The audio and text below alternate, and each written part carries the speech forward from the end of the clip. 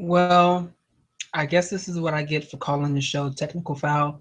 But after about 15 minutes of actual technical difficulties, we can finally launch the first episode of Technical Foul. My name is Raphael Garcia, and I am a sports journalist that has been working within the industry since 2006.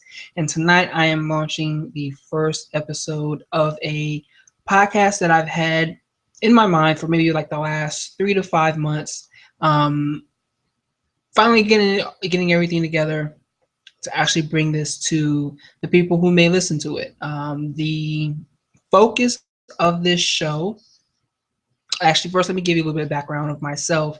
Um, see, I've covered a lot of different sports in my career in the last 10 years. I graduated from Elon University in 2006 with a degree in journalism, focusing on sports. Since then, worked at small newspapers covering different local and community sports. Worked at ESPN, doing research there. Since left that organization in 2009.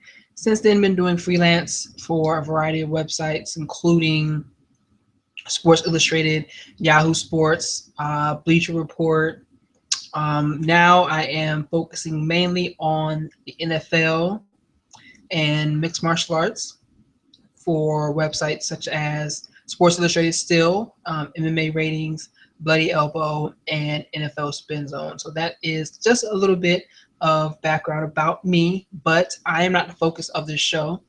This show, Technical Foul, is going to talk about the intersection between sports and society. Oftentimes, the idea is, or the hope of some people, is that the sports world does not mirror what is going on in our communities every single day. While that's a grand idea, unfortunately, it's far from the truth. We live in a world where what we see on the field, what we see on the court, what we see in just about every realm of sports does kind of collide with the things that are going on in society each and every day.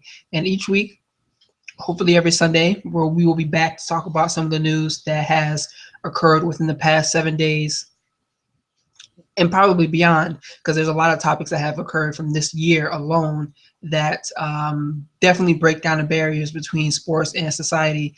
Tonight, we are going to be talking about probably the most recent situation with Colin Kaepernick and that whole story.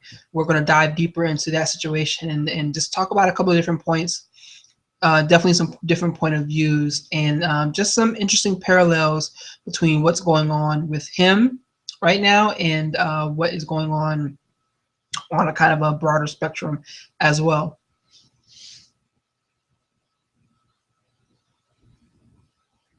But first and foremost, I want to talk a little bit more, since this is the first episode. I would love to talk a little bit more about just what the show really is. Um, Being someone who is let me see how I can begin this. I should have kind of wrote this introduction down, but I'm kind of just going from the cuff right now. Sports is something that I've definitely followed majority of my life. Everything from boxing to NBA. I kind of, didn't fall in love with baseball like some people did, but I appreciate the sport. Same thing with hockey. Football has always been there. Soccer, big fan. MMA, all that good stuff. So I am a consumer of sports, as you will, and that led me down the career path that I am enjoying to this day. But at the same time, being within this industry, being with who I am, and just some of the experiences that I've had, it's also been a great um, it's been a great experience to see how sports directly correlates to the deeper conversations that are going on in our society every single day. Being a minority male, I am of a biracial family. My mother is Black from New Jersey. My father is Puerto Rican. I get to experience a lot of different things that maybe mainstream sports fans don't get to experience. So when I see different situations and different issues in sports occur, I look at it not only from a journalist and writer point of view, but also as a minority male in this country, understanding that the situation isn't always going to be the same. There are so many different examples as to where we have failed to keep the playing field equal. In my opinion, I personally don't believe that the sports playing field is any more equal than it is within every everyday community. I don't care if these athletes are rich. We've seen so many different examples of when someone's money doesn't protect them from the stereotyping, the hatred, the disenfranchisement, the discrimination that goes on in this community and in our society every day. I mean, we can talk about James Blake. We can talk about the hatred of, let's say, LeBron James. We can talk about so many different topics that when you break them down when you break them down in some ways, they will make you question the foundation of these conversations. So like that is the point of this show. Those are the situations that I enjoy talking about because I enjoy challenging that whole status quo, that whole it's not about race conversation. So there's a lot of different points and a lot of different topics that we're going to talk about here. We're also going to have guests from time to time. I've actually always been a fan of Mike Tillery and the Starting Five, which was kind of I remember getting introduced to that blog back in 2000, I believe, 8, and he was asking all the questions that mainstream, and I'm using air quotes around that, the mainstream sports industry didn't want to ask. He was covering stories from a different point of view as a Black man that definitely challenged a lot of the storylines that you heard on outlets such as ESPN. It definitely challenged the way people talked about athletes. It challenged the way that people talked about sports personalities. I remember some of his best interviews with those with like the likes of Jamel Hill, who is someone who I think is fantastic in her role as a sports journalist, but you should see some of the vitriol that is sent her way. So all of these are the type of conversations and topics I want to talk about here every Sunday, hopefully at 8 p.m.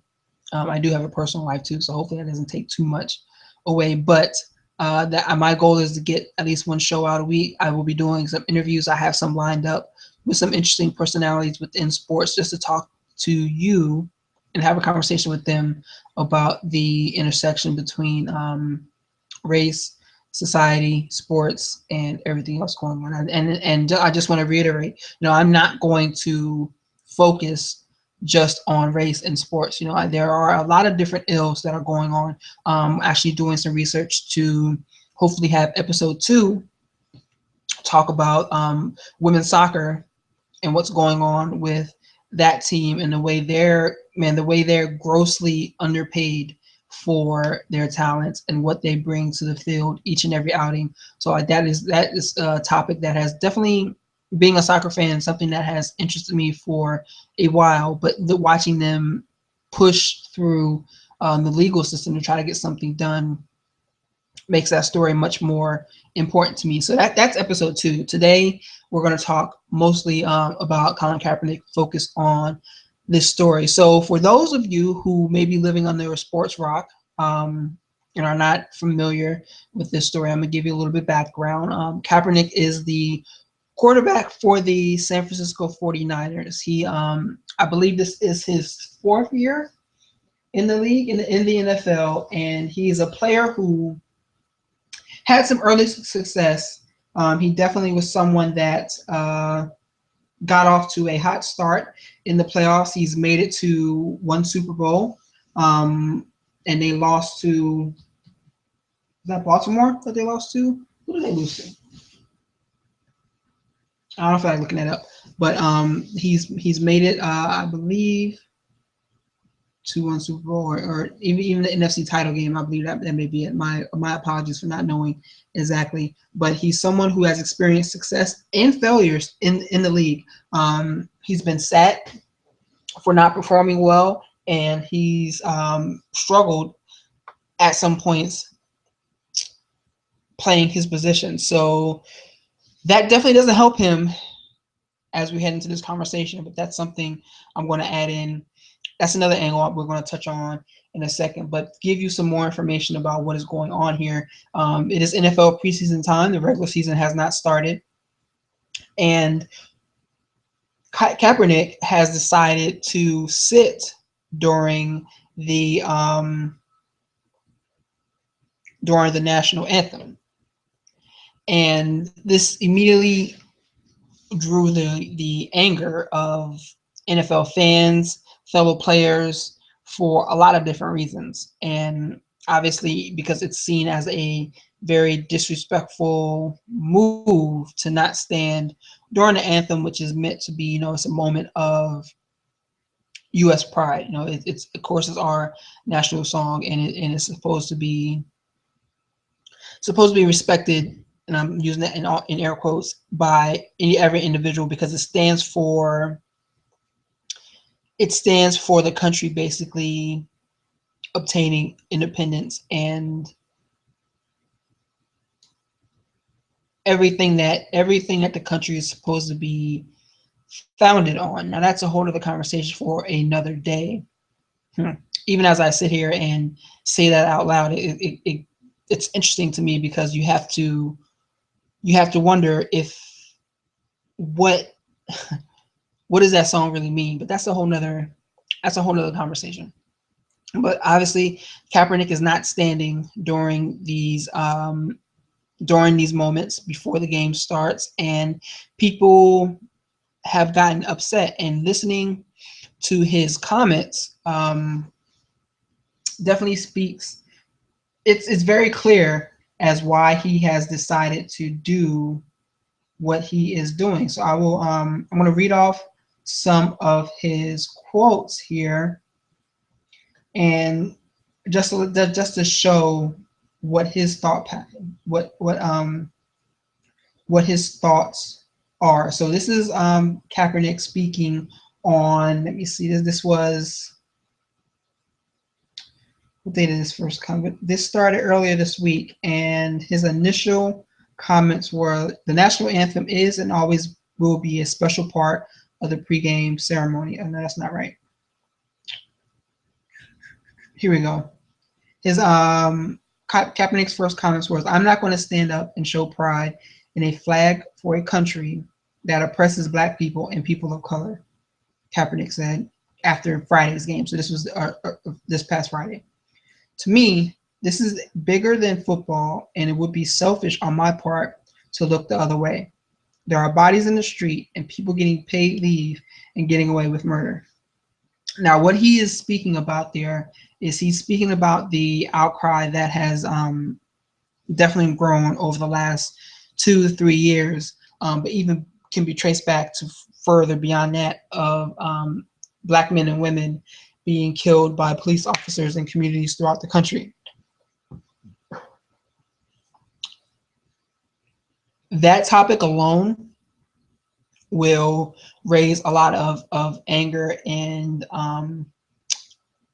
discourse, both for and against, both for and against the issues. But Kaepernick, as an athlete, he's not the first athlete to take a stand or to voice his disgust with what truly is going on within the community today. So to see him, and I guess taking a seat during the national anthem is his way to openly protest the issues today, and that definitely gained a lot of attention since Friday. It's probably has been one of the biggest talking points within the league.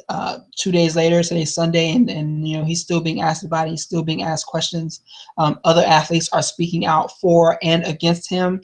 So, and then you see that situation at the Giants game where everybody on the sideline stood and paid attention to the national anthem being played. And I mean, I don't know, like, that didn't really rub me the right way either, because I wonder if he didn't do, if Kaepernick didn't do what he did, what would these people really be doing during the national anthem? Is this some type of fake outrage that we usually see when these situations come up? So that's just a bigger talking point as well. But Kaepernick, he definitely he isn't the first to speak out about these killings that are going on within our communities. You know, we saw Dwayne Wade, Carmelo Anthony, Chris Paul, and LeBron James take a very solid stand at the beginning of this year's ESPYs, denouncing not only the violence that Black men and women are experiencing, but denouncing the violence that police members are facing as well, and just the community as a whole.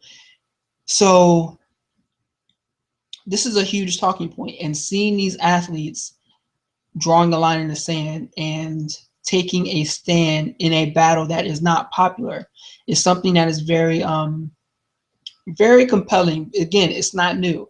This goes all the way back to Muhammad Ali, Carlos and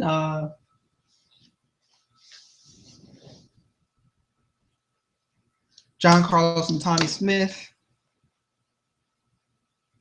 This goes back, like, this is not new. So when you see these individuals use their platform in a way that is meant to shine a light on the problems that are going on within the communities of where their fans come from, it creates a lot of backlash, both in both ways. So for example, obviously, you know, we always get that response where athletes need to just shut up and play. And this is something that really doesn't sit well with me, because it comes out of that whole mentality, I believe at least, that athletes are almost owned as a point of property just because fans buy tickets, that they feel like they can denigrate an athlete's perspective on a different situation. Now, if Kaepernick came out and spoke out against the Black Lives Matter movement and did something else to kind of show his support, like let's say, for example, if he showed up at a game wearing an All Lives Matter t-shirt or something like that, even, you know, whatever. Let's say he did something along those lines, there wouldn't be any type of outcry. This probably wouldn't even be that big of a story. The reason being is because this is an example to when a player's personal beliefs directly clash with what some individuals want to maintain as the status quo. Doing anything that stands up for or stands out against what that status quo is. For example, right now that status quo is that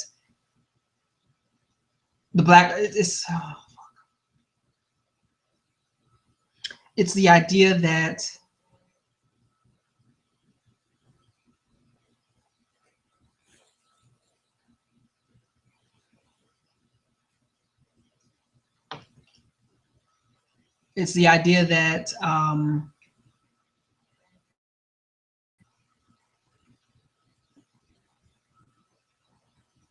let me back up for a second. I definitely just got a text message and lost my train of thought. So if Kaepernick wasn't so open with his views, that would be more okay with the public, who wouldn't have to deal with the truth that this is what this athlete sees within the community in which they represent.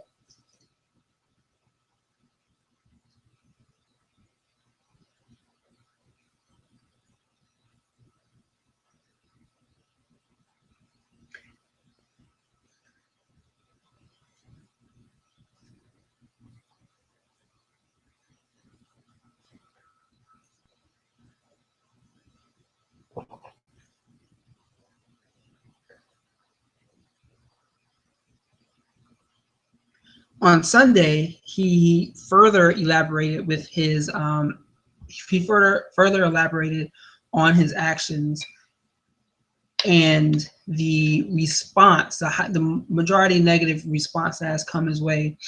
And he mentioned that and he being Kaepernick, mentioned that his actions weren't meant to disrespect the military, which is how a lot of people understandably took his stance.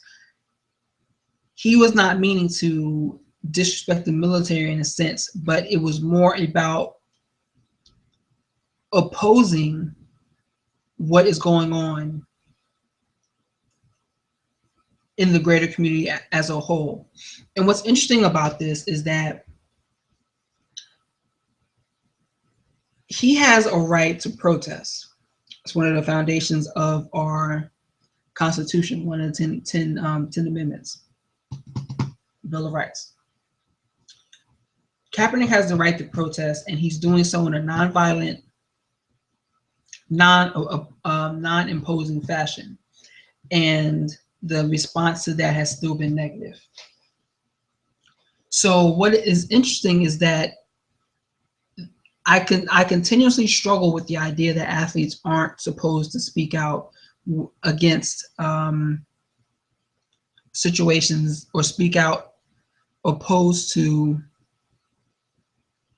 what is the, again, I'll call it just the status quo for today. Maybe that's what I'll call it on this podcast going forward. But the idea that athletes aren't supposed to take a stance if it conflicts with what the status quo wants or represents or decides is the norm tends to be the direction that these conversations take. What do I mean?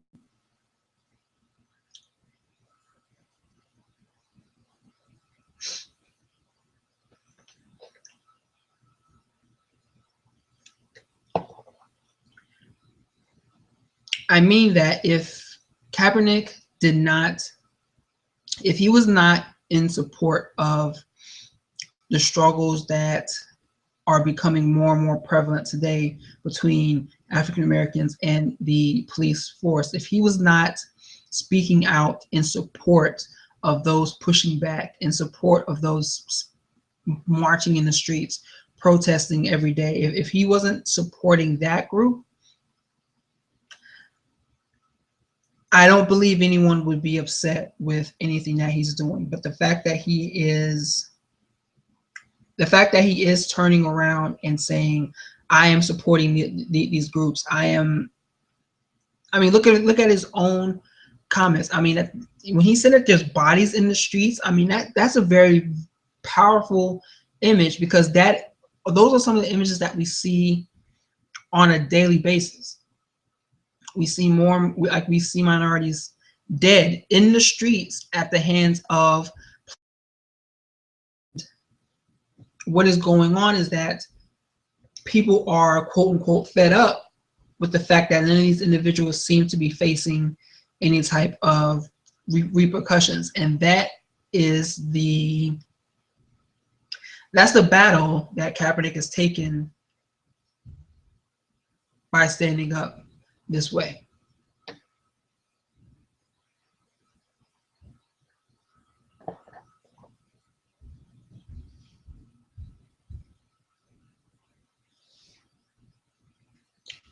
It'll be interesting to see what type of response he receives over the year, because he said he's not going to stand up until he sees change. Now, he didn't define what that change really is, but it'll be interesting to see what kind of response he gets as the weeks go by, based on two things. If the 49ers are winning and winning big, there won't be as much of an outcry, I don't believe. Winning always soothes every ill.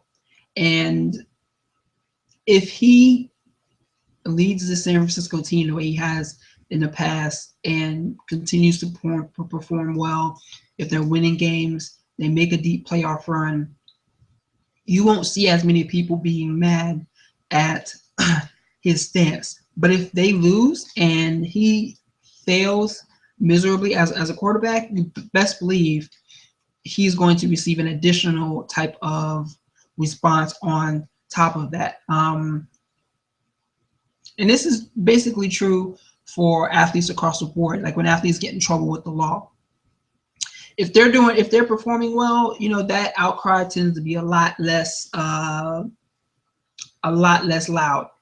People aren't as upset with them. I look back to the Ray Rice situation. These athletes aren't necessarily punished in the same way. Hope Solo, she's someone who just kind of saw her, for lack of a better term, chickens come home to roost after the Olympics this past year, and she being banished off the team. So that's just one example, because again, when they were winning and she was performing very well, you know, being probably the best goalkeeper in women's soccer, she did some things that were kind of like people turned a cheek to. So that speaks to what happens when athletes are able to consistently win. So if Kaepernick comes out this season, plays well, and just basically dominates from his position, I'm interested to see what that type of backlash, for lack of a better term, if he will continue to get backlash as he continues to sit out during the national anthem of these games. Some play, like I said, some players are already speaking out against them. Victor Cruz went on publicly, basically said that he doesn't agree with anything that Colin's doing, saying that the flag is bigger than him. And you know, it's every individual is entitled to their own opinions, which is always going to be the case. But it'll be interesting to see what other athletes say over time. I've seen some other responses, especially from some military members. It's funny because I've actually seen some military members be in favor of what Kaepernick's doing, and of course I've seen some who have taken it personal as well. So, you know, again, there's always going to be both sides of the conversation. And this isn't new. This isn't new at all, because if you think back to the NBA, for those newer fans, you know, Dion Waiters, I think of Cleveland, he still plays for, had a situation like this where he stayed in the locker room during the national anthem, and some people were upset about that. If you think back to Muhammad Abdul-Rauf, who at the time I believe he was a part of the Nets, he being a Muslim, I think either due to religion, he said that he wasn't going to stand in honor of the national anthem. He actually got suspended for 4 games for doing so, and then he began, you know, silently praying during that time. So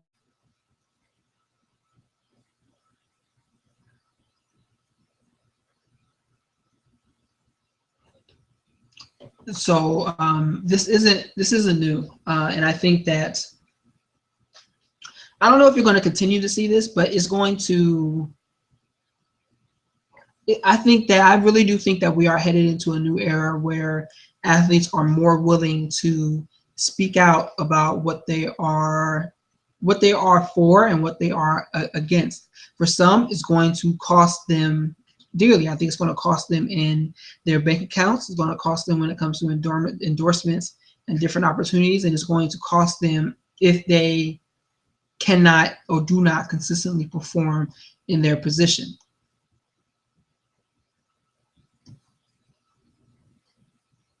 And I've seen some interesting conversation points in reference to what Colin Kaepernick is doing and the great Muhammad Ali. Obviously, you know, Ali died a couple months ago, and a lot of the sports public was very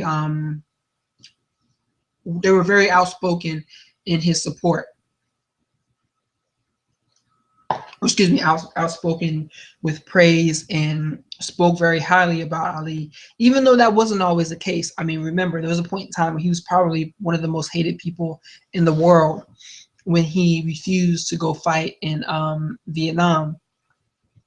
And even, you know, when he died, you saw a lot of people have negative things to say about Ali. And it's funny how when he could speak, when he was openly defiant to, again, the status quo, he was one of the most hated people in the world, hated people within his country. But as he became more frail, for lack of a better term, and as he became more indolent, America tried to embrace him and try to embrace him as a cultural icon. And that kind of flies in the face of what he stood for. It definitely flies in the face of what he stood for. Jemele Hill, again, touching back to her, she sent something out powerful over Twitter saying that if you can have outrage towards Colin Kaepernick, but then love Ali, then you don't really believe in what he stood for. Because this is definitely something that Ali would have stood for. I mean, there's no ifs, ands, or buts about it. This type of defiance for what happens in this country every day is definitely something that Ali would have been standing against. So if you can point towards Ali as like some great sports figure, someone you love, and it is true, I do not believe you really listened to what he said, listened to what he stood for during his time before his death, because these are the type of movements, the type of moments that kind of built his career. He'll probably go down. I mean, obviously, people always talk about others, but greatest sportsman of all time, and what's made him most important, most powerful, most impactful is what he said outside the realm of sports, what he did outside the realm of competition for a community that looked up to him. I'm not saying Kaepernick is on that same scale, not in the least bit, but these are the types of movements, the types of stances that athletes can take to put themselves in a positive light with the community that best represents the fans that cheer for them week in and week out.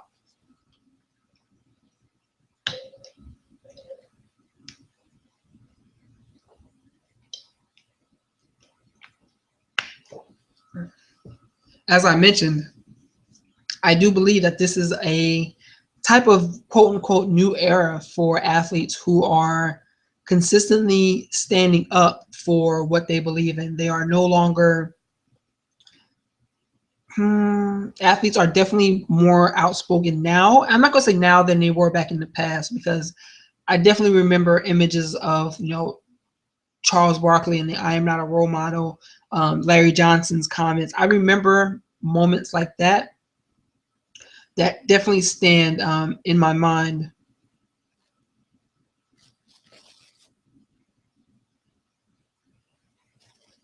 That definitely stand in my mind. So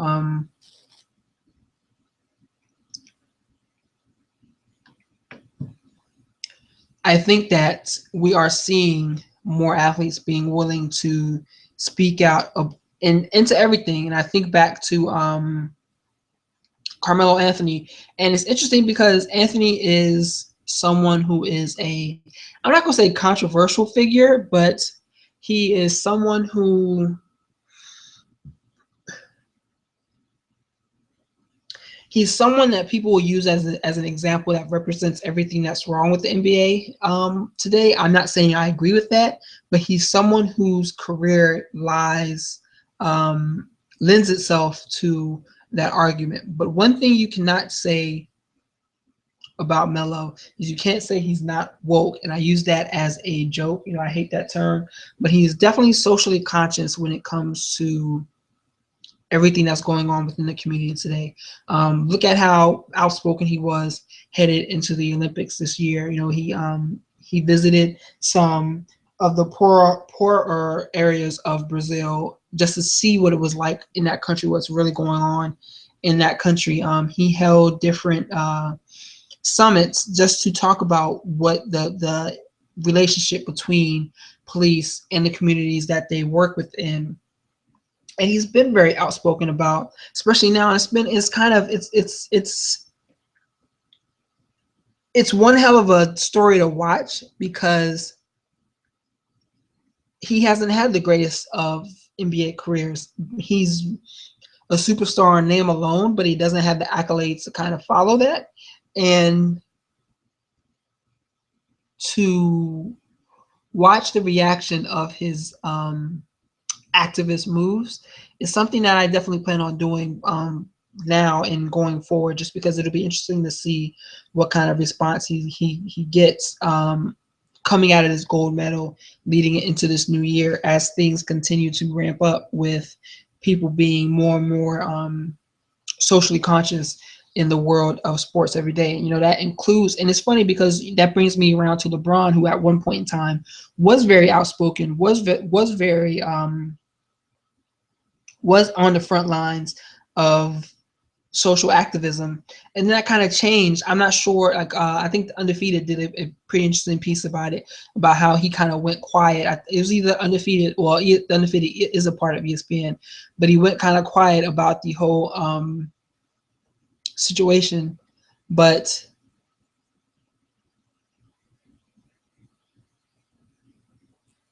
I don't know. It's something that's definitely worth watching, and they're both two interesting examples of the same coin. You know, two people who could be very powerful in this movement, very open in everything they say, and not necessarily experience the same type of backlash that some athletes will. So it'll be interesting to see if they continue doing what they're doing at this point in time, or how their messages may change. It makes me think back to the recent Cam Newton comments that I wrote about in GQ, or excuse me, his comments in GQ that I wrote about for NFL Spin Zone, in which, you know, he dangerously downplays the point of race in the criticism that he receives. You see how he can't celebrate scoring a touchdown or having a great play without being called arrogant or immature. I mean, you have some individuals who go as far as to call him boy on their national platforms. And if he can't see how that's directly an issue of racism, then, you know, I'm heartbroken with that, just because he is someone who can have a major voice in this battle, for lack of a better term. He's someone that definitely could have a major voice in the conversation, but to see him being so incorrect, for lack of a better term. And yes, everyone is entitled to their own opinion, but you can have a wrong opinion, and his opinion is definitely wrong in that situation there. And continuously speaking about these socially activist type players, you have what the WNBA did a few weeks back, even before the Olympics started, when they spoke out about in reference of the Black Lives Matter movement and police officers also being killed. The response was that they ended up getting fined. Now the league took that fine, they rescinded the fine, but the fact that they were willing to fine these women for their stance for this situation, but they did not fine them when they spoke out against the killing of all those people in that all those people in that Orlando club. They weren't fined for openly speaking out against that violence. So WNBA leadership did the right thing and rescinded those fines, but the fact that they tried to fine them in the first place speaks to a larger issue, speaks to something that will be that I think is a conversation worth having. Why is it okay to fine them in one situation and not okay to fine them in another? So that's just another example. We're entering a world where these athletes are being more and more open with speaking out against what they see in their communities every day. And I think that is what is needed. I don't think it's going to necessarily drive change, but it casts a bigger spotlight on these problems. It casts a bigger spotlight when these individuals who are worth millions, who have fan bases that fan bases that touch so many different people, and to see them being willing to take a stand is something that's important. It reminds me of that Saturday Night Live skit where they made fun of the revelation to white people that Beyonce is a black woman. That was definitely one of their funnier skits in recent memory, as white people panicked because they realized that Beyonce is black and is openly speaking out against some of the ills going on in that community every day. So with that in mind, I'm going to close out this first edition of the Technical Foul, episode 1. Again, my name is Raphael Garcia, and I am going to be back next week. Better show format, talking about some of the things going on within sports and sports and the community every day. So I hope you bookmark, follow me on YouTube. You can follow me on Twitter as well at rgarcia_sports. You can follow me at YouTube at Raphael Garcia. And hopefully, we'll be back having better conversations, just different conversations about how sports and society intersect and interact every day. Thank you and have a great week, guys.